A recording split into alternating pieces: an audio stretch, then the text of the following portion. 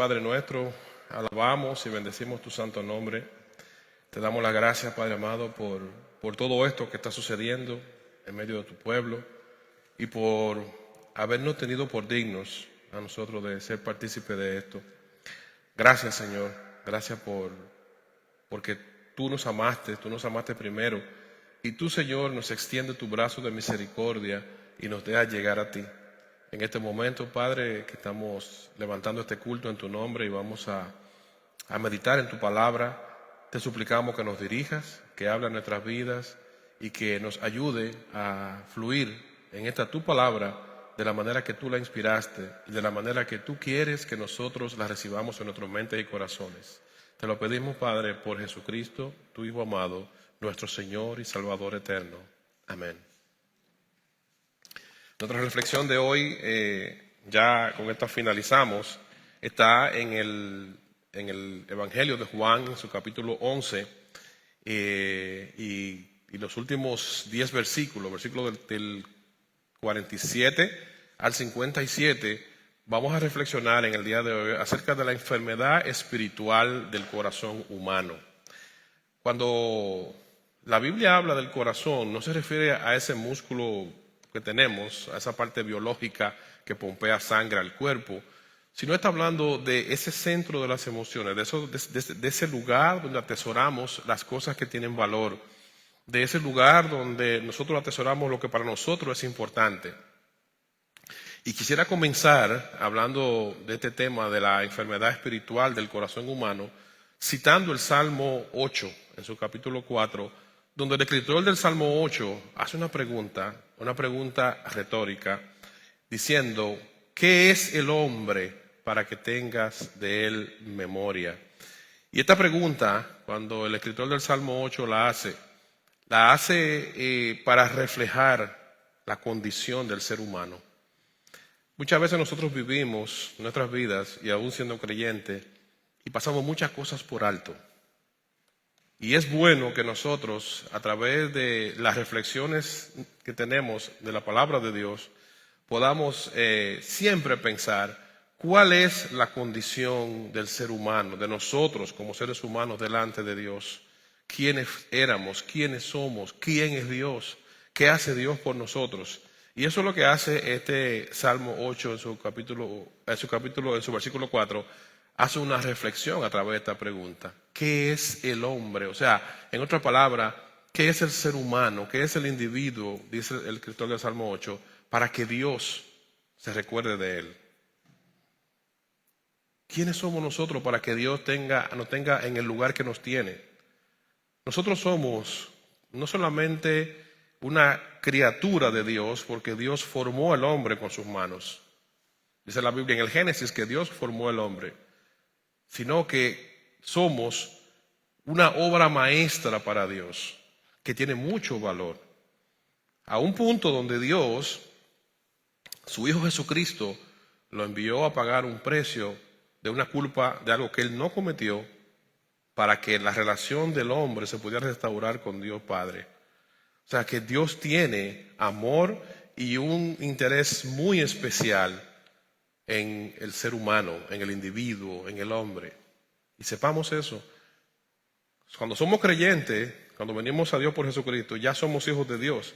Pero esas personas que todavía no han recibido a Cristo, Dios tiene amor también por esas personas. Por eso se predica el Evangelio. Por eso se le extiende el mensaje a las personas de que necesitan venir a Dios para que tengan una vida plena y para que tengan una vida verdadera. Por eso Dios tiene una atención y un interés especial en el ser humano. Y en los versículos de hoy de Juan 11, 47 al 57, hay una realidad que no podemos ignorarla y por todo lo contrario debemos ponerle mucha atención. Y es la realidad de la enfermedad del corazón humano. No una enfermedad cardiovascular, sino una enfermedad espiritual. La enfermedad del corazón humano, donde refleja que el hombre, mientras más se aleja de Jesucristo, más se evidencia esa enfermedad, esa realidad. Y eso lo vemos nosotros diariamente en donde nos movemos. Si usted se para por un momento y analiza las familias del día de hoy, ¿cómo andan las familias en el día de hoy? ¿Qué es en la humanidad, no solamente en el país donde estamos, a nivel mundial? ¿Cómo andan las familias? Disfuncionales. Muchas mujeres criando solas. El divorcio la tasa de divorcio, el porcentaje de divorcio es cada vez más alarmante, más creciente. Muchos otros donde sí están juntos, los esposos, pero es un matrimonio completamente tóxico y disfuncional, donde camina totalmente a la espalda de lo que Dios ha diseñado en su palabra. Otros, todavía peor, se ha constituido como matrimonio a personas del mismo sexo, violentando el diseño de Dios. O sea, el concepto de familia se ha ido desmembrando a través de los tiempos, se ha ido desvirtuando, y eso es parte de la enfermedad del corazón humano. Y cuando una familia se va deteriorando, eso pasa, no se queda en la familia, eso sigue y escala a otros niveles de la sociedad. Cuando la familia se deteriora, también se deterioran las escuelas. El niño que va a la escuela, que viene de una familia con problemas, ¿cuál va a ser su conducta en la escuela?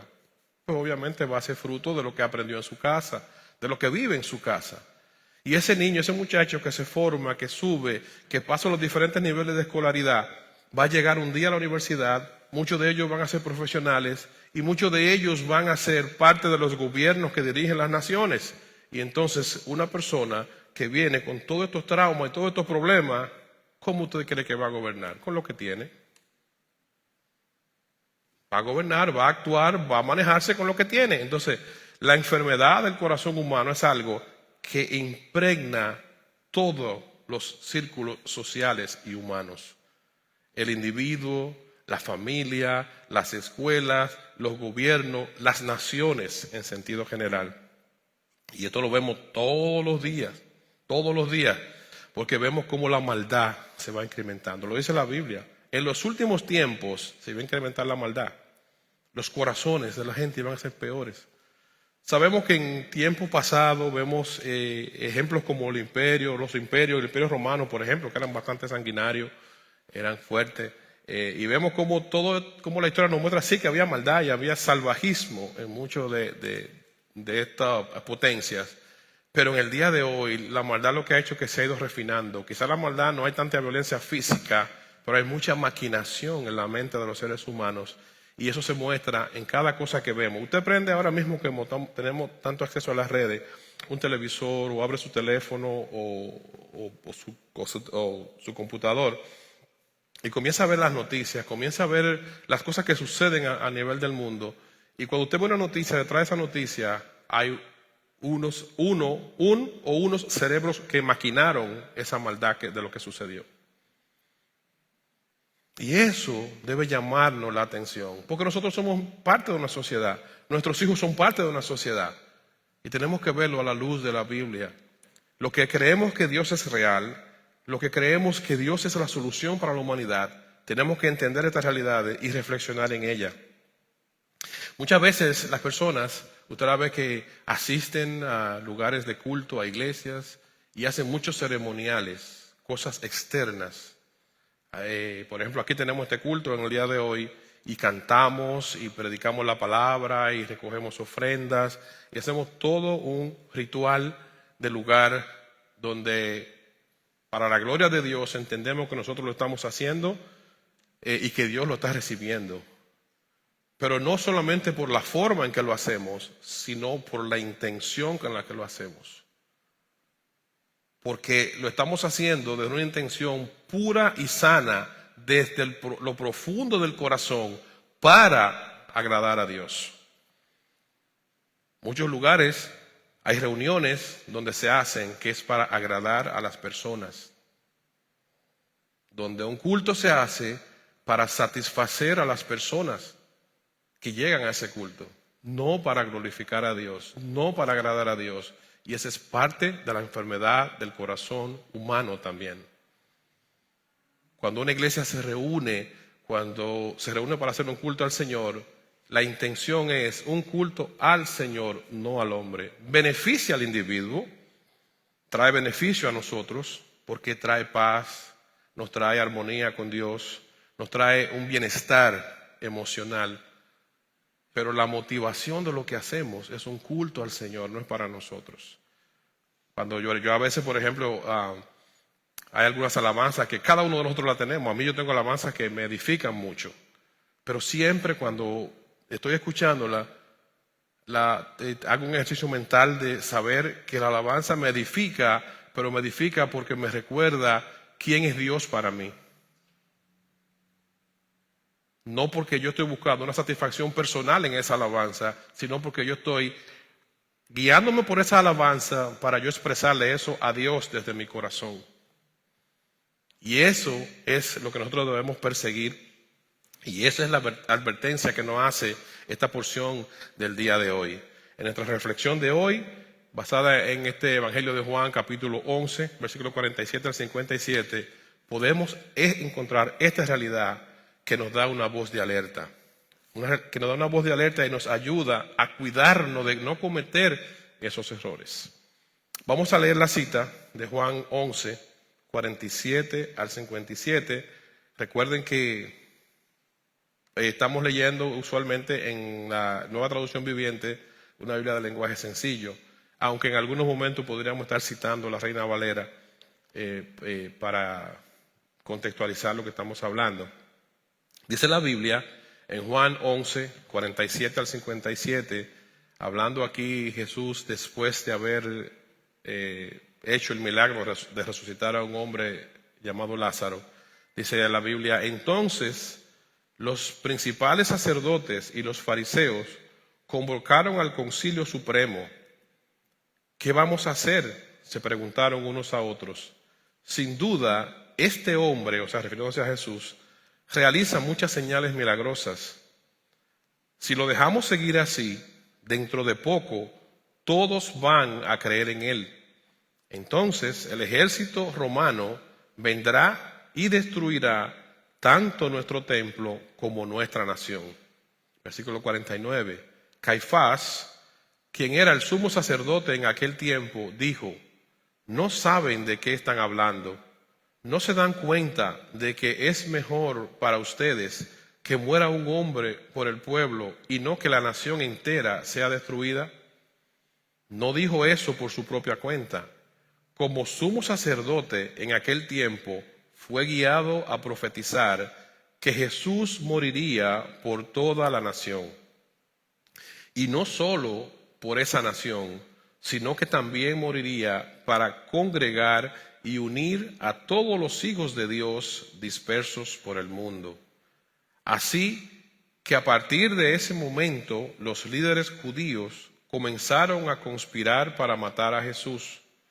Como resultado, Jesús detuvo su ministerio público entre la gente y salió de Jerusalén. Fue a un lugar cercano, al desierto, a la aldea de Efraín, y se quedó allí con sus discípulos. Ya faltaba poco para la celebración de la Pascua judía, y mucha gente de todo el país llegó a Jerusalén varios días antes para participar en la ceremonia de la purificación previa al comienzo de la Pascua. ¿Qué les parece? ¿No vendrá para la Pascua, verdad?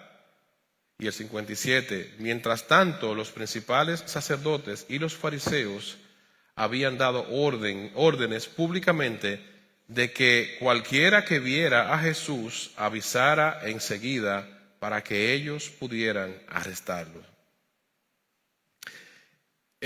Cuando comenzaba a leer, hacía una pequeña introducción de que esta narrativa de estos últimos versículos, del 47 al 57 de Juan 11, está hablando después de Jesús haber hecho quizás el milagro más impactante en la historia del ministerio público de Jesús, que fue la resurrección de Lázaro. Y bajo esta coyuntura es que se da, después que Jesús resucita a Lázaro, las autoridades religiosas, las personas, los que encabezan supuestamente los representantes de Dios en ese momento, en la tierra, como decir nosotros, la iglesia ahora, ellos son los que reaccionan de esta manera y comienzan a ver entonces a Jesús como un problema y no como la respuesta de Dios para salvar a la humanidad. Este milagro demostró cómo el poder divino actúa y cómo Dios a veces permite las cosas y torna las cosas que el hombre planifica mal para el bien de los que aman a Dios. Jesús vino a cumplir un propósito santo y por cumplir ese propósito, las mismas personas que estaban supuestas a adorar a Jesús como el Hijo de Dios son las que se ensañan contra Él para matarlo por estar haciendo lo que Dios le mandó a hacer. Eso es una de las mayores evidencias del corazón humano cuando está lejos de Dios y cuando está enfermo. Y lo primero que quiero que veamos en estos versículos que acabamos de leer es que cuando la maldad toma el control del corazón humano, los ojos de las personas se cierran. La maldad es algo que nosotros no podemos subestimar.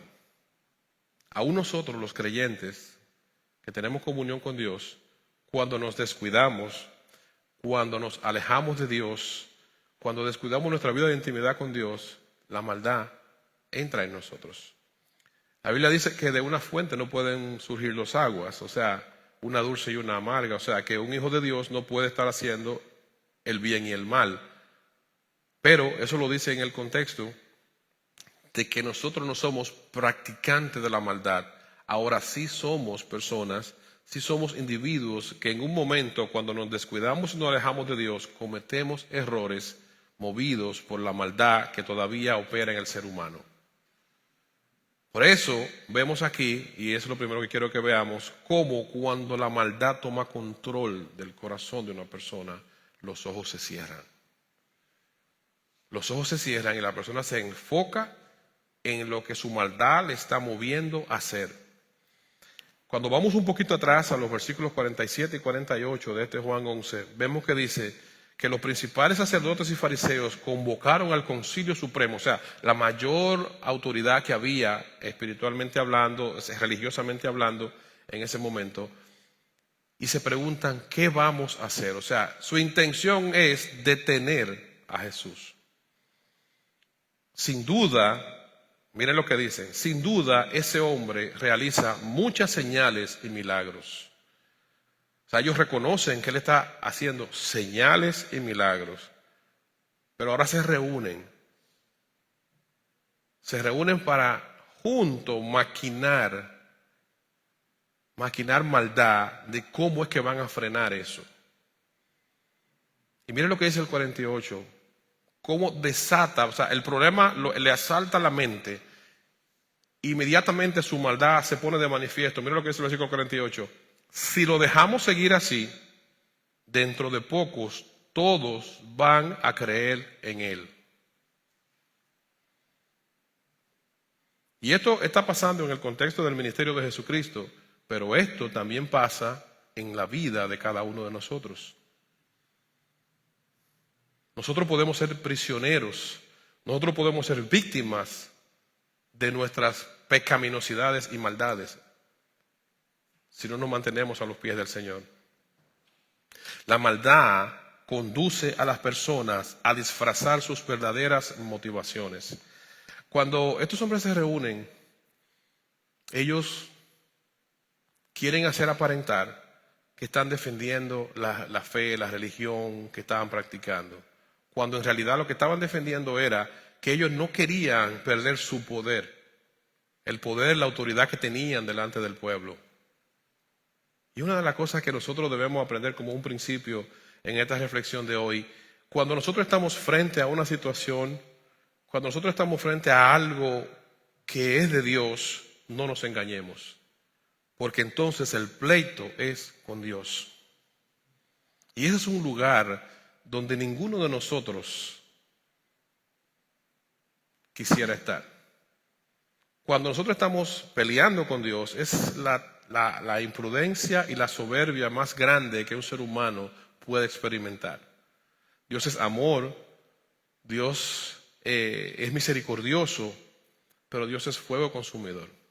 Dios extiende su mano de misericordia, Dios extiende oportunidades, Dios da su palabra, Dios envía mensajeros, Dios hace de todo lo que podemos nosotros imaginar para que nosotros vengamos al arrepentimiento.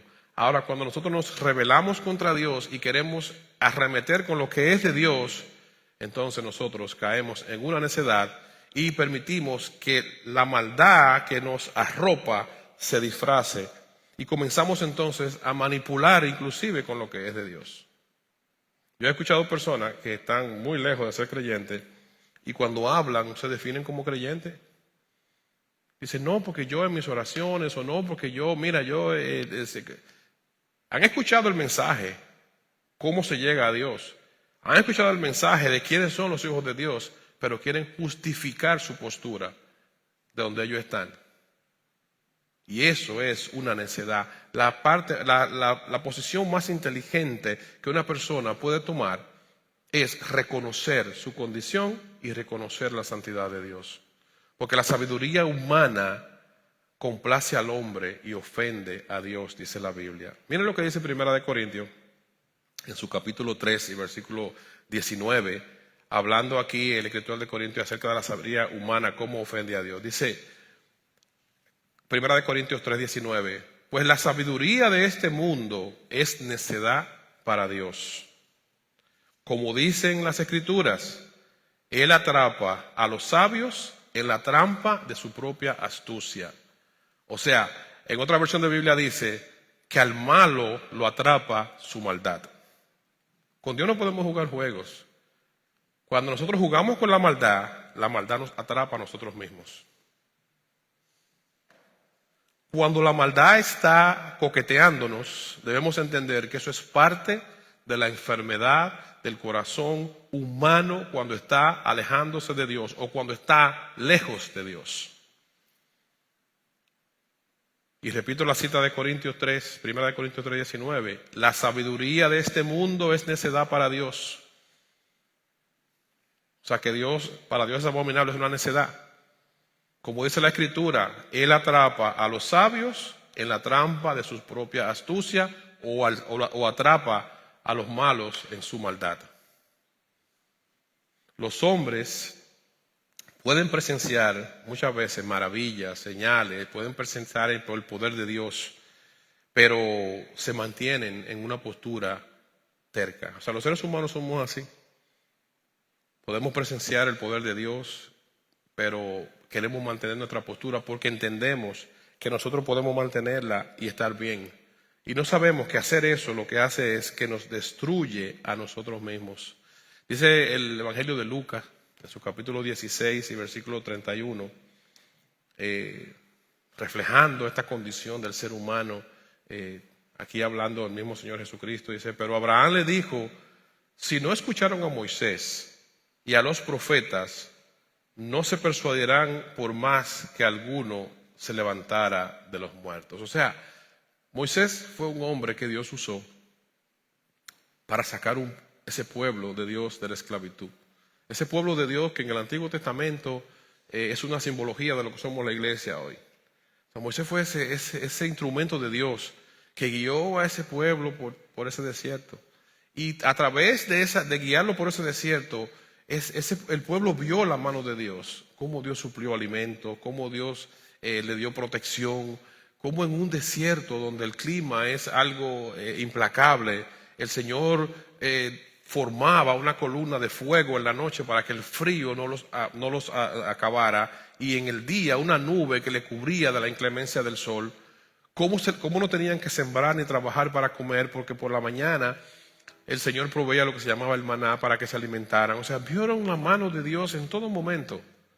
Y vieron a este hombre, Moisés, que fue un instrumento de Dios para guiarlo. Ellos sabían que Moisés era el instrumento de Dios para guiar al pueblo. No lo escucharon, se mantenían en su rebeldía. Eso nos muestra a nosotros que históricamente el corazón de los seres humanos ha tenido maldad y rebeldía delante de Dios.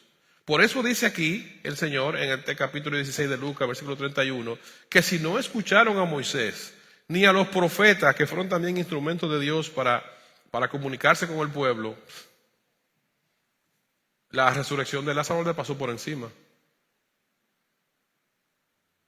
Entonces, nosotros cuando vemos cómo la Biblia presenta estas verdades, debemos de venir a la reflexión y decir, wow, Señor, ayúdame a que mi corazón se mantenga en ti y se mantenga espiritualmente sano.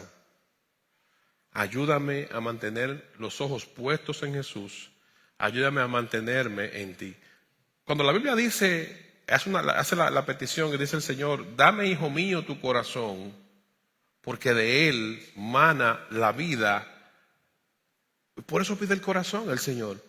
Porque cuando es el corazón que le entregamos a Dios, entonces vamos a tener vida, una verdadera vida. Cuando nosotros venimos a Dios a cumplir reglas, a cumplir ceremonias, rituales, a hacer las cosas por costumbre o hacer las cosas porque entiendo que me convienen, no estamos en Dios. Nosotros estamos en Dios cuando nuestro corazón le pertenece a Dios.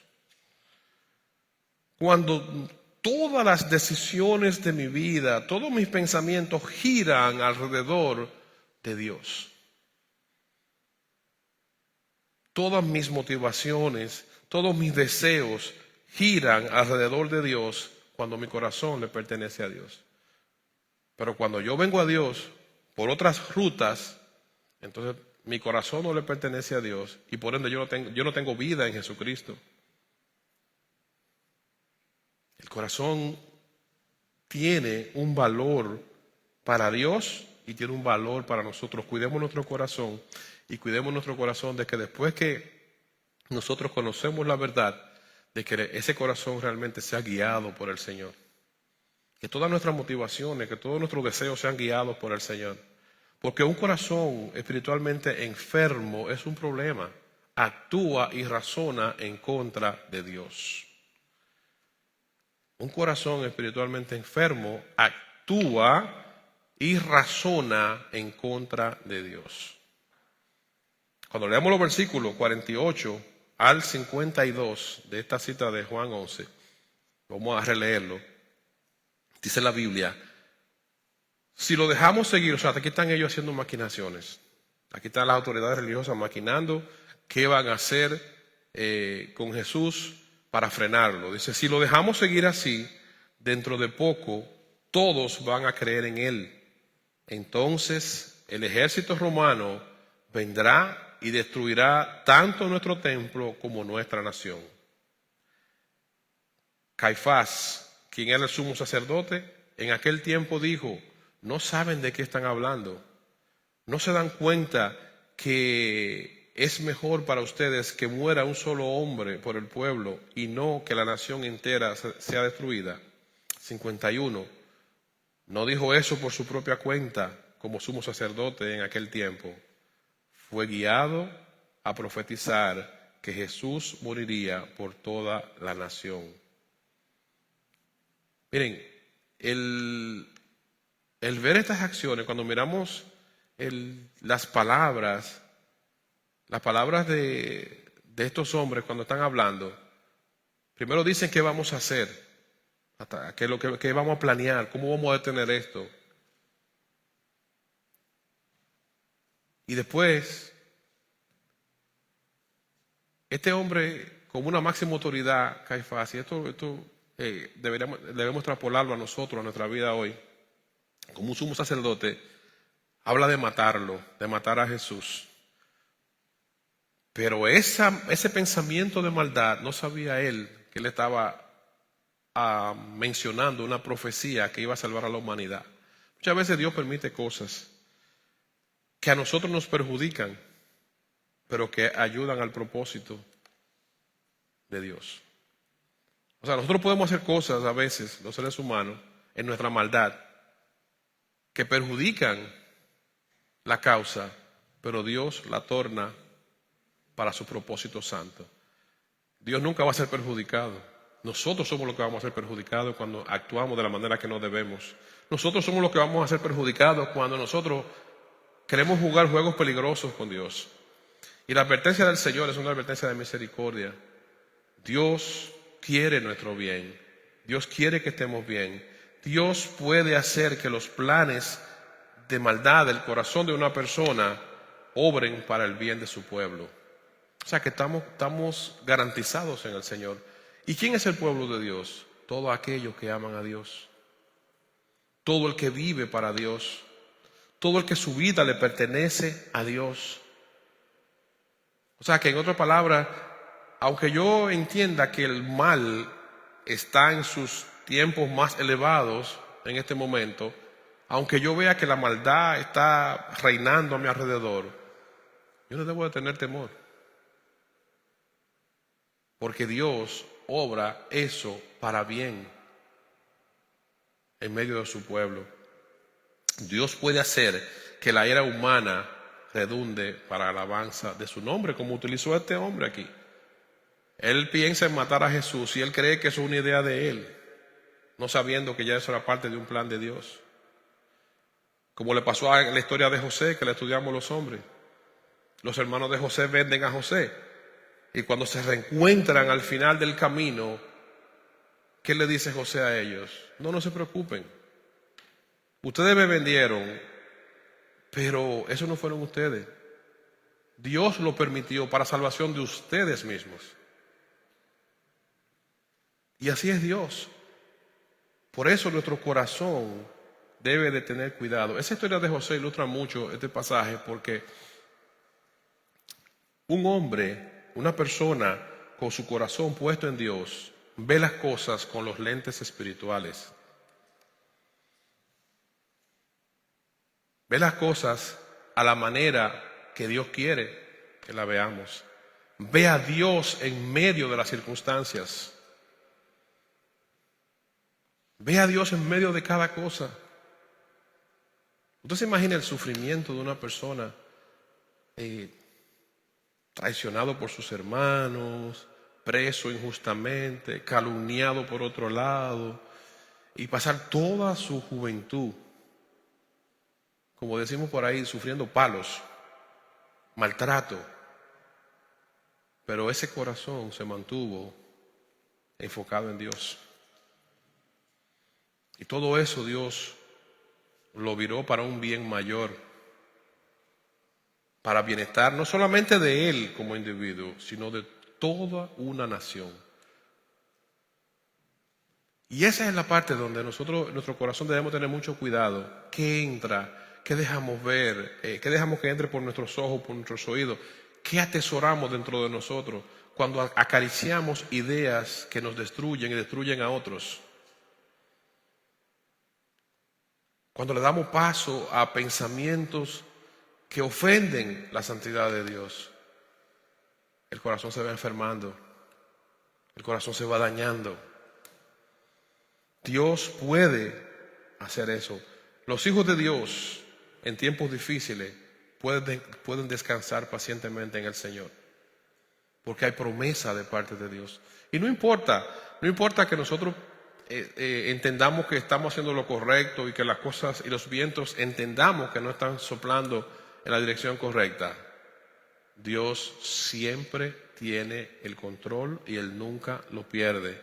Ahora nosotros procuremos mantener nuestro corazón enfocado en Dios, porque un corazón espiritualmente enfermo lo que hace es ruido, lo que hace es ceremonias vacías que son para el hombre y no para Dios. Un corazón enfermo puede dar ofrendas y Dios no las recibe. Un corazón enfermo puede hacer sacrificios entendiendo que son para Dios y Dios no los recibe. Dios no recibe cosas materiales. Dios recibe intención del corazón. Lo decía Leo esta mañana en devocional. Lo que te hace desde el corazón, eso Dios lo recibe. Por eso la salud de nuestro corazón, nuestra mente, cuidémosla. Inclusive, miren, esto es tan fuerte.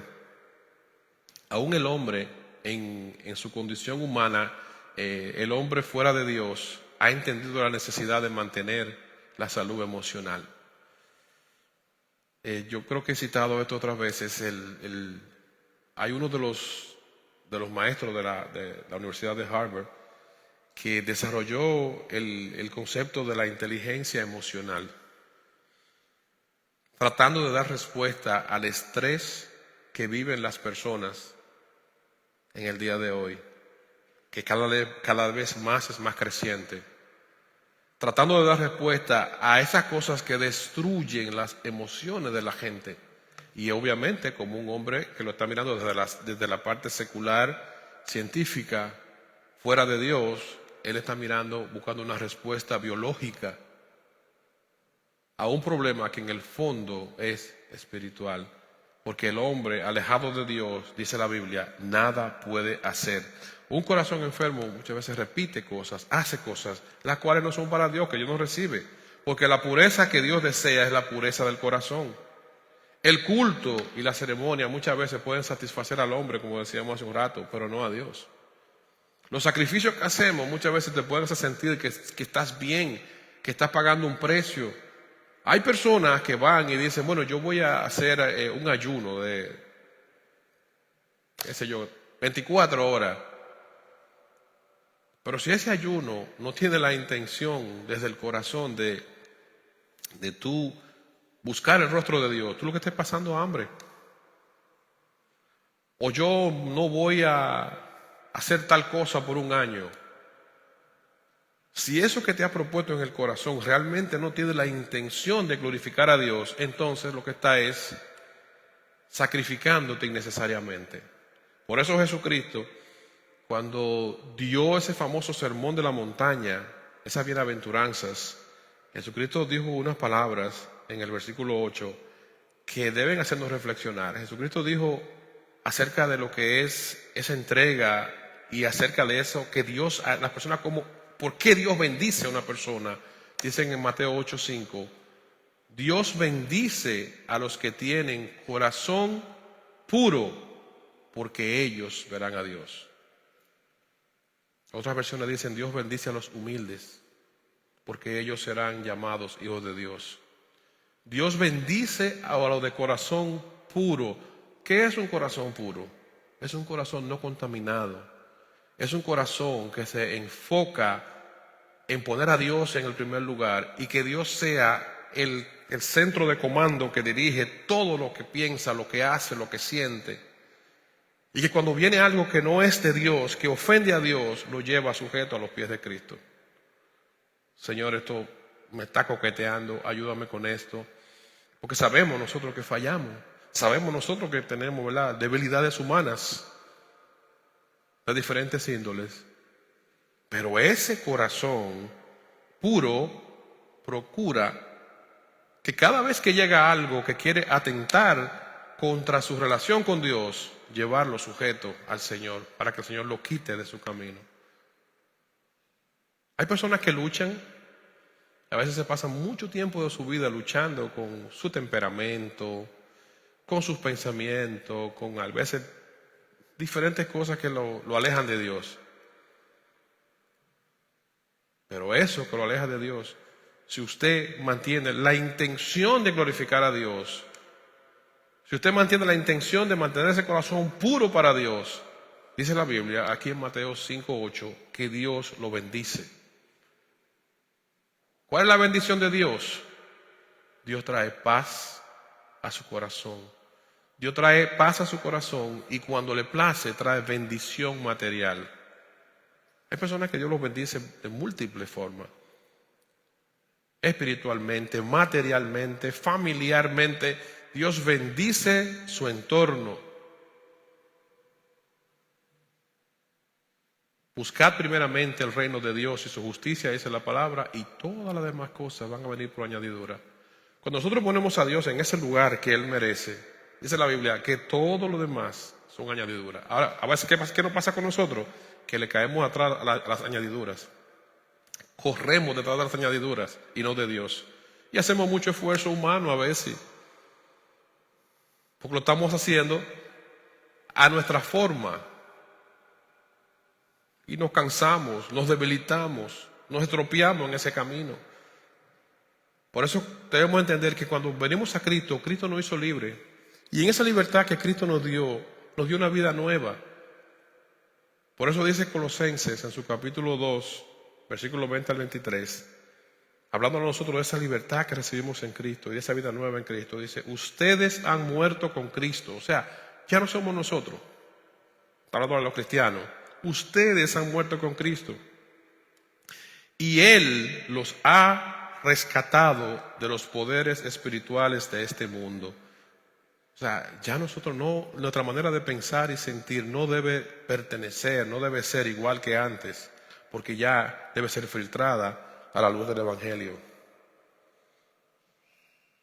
Entonces, dice la pregunta, si nosotros tenemos la libertad que Cristo nos dio, dice, entonces, ¿por qué siguen cumpliendo las reglas de este mundo? O sea, ¿por qué siguen haciendo las cosas con los principios mundanos, con los principios que son fuera de Dios? ¿Por qué?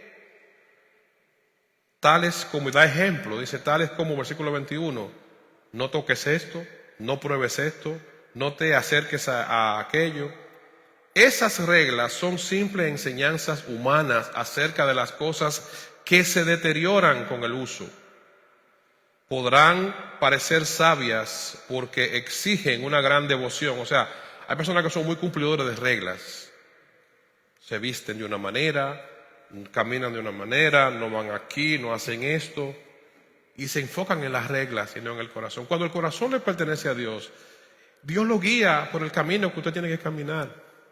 Cuando el corazón suyo le pertenece a Dios, Dios marca sus pasos va delante de usted. La misma persona de Dios que vive en el cristiano, ese Espíritu Santo de Dios, guía nuestro camino y nos da instrucciones de por dónde debemos manejarnos. Su palabra nos ayuda a entenderla y nos da anhelo por conocerla. Podrán parecer sabias para los que exigen una gran devoción, una religiosa abnegación y una severa disciplina corporal. A veces muchas cosas que hacemos que entendemos que van a impresionar a Dios. Pero a una persona no le ofrecen ninguna ayuda para vencer sus malos deseos. En síntesis, yo puedo ser una persona que cumpla muchas cosas y que mantenga una postura, una figura pública hacia los demás, una forma de manejarme. Yo ayuno, yo leo la Biblia, tengo una conducta moral donde no se me puede cuestionar públicamente. Pero si todo eso no viene movido por un corazón que busca agradar a Dios, nada de esas cosas que yo haga, dice la Biblia, me va a ayudar a vencer mis malos deseos, la maldad que sale del corazón humano, esa maldad que enferma al ser humano y que daña. Por eso vemos que aún dentro de las iglesias, dentro del cuerpo de Cristo, existen muchas personas que se comportan mal y dan mal testimonio, porque conocen el movimiento, saben cómo hablar, saben cómo actuar, saben lo que hay que decir, conocen lo que dice la Biblia, pero en ese jueguito hacen mucho daño, hacen mucha maldad, porque hay una enfermedad que no ha sido sanada. Y el enfoque del mensaje de esta mañana, de esta oportunidad, es que enfoquémonos en que nuestro corazón no se enferme. No se lleve de que usted tenga el Evangelio por 40 años. No se lleve de que usted conoce la Biblia. No se lleve de que usted tiene una familia cristiana. No se lleve de que usted es una persona que tiene el ministerio dentro de la iglesia. Enfóquese en dónde está su corazón. Si verdaderamente su corazón le pertenece a Dios. Si lo que está haciendo lo está haciendo para Dios. Si su vida en sentido general, si usted vive para Dios.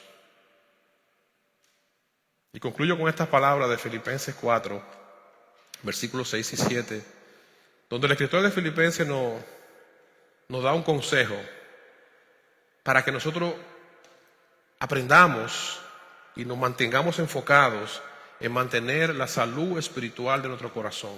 Dice la Biblia en Filipenses 4, versículos 6 y 7, por nada estéis afanosos, si no sean conocidas todas vuestras peticiones delante de Dios, en toda oración y ruego, con acción de gracias, y la paz de Dios, que sobrepasa todo entendimiento, guardará sus corazones y sus pensamientos en Cristo Jesús.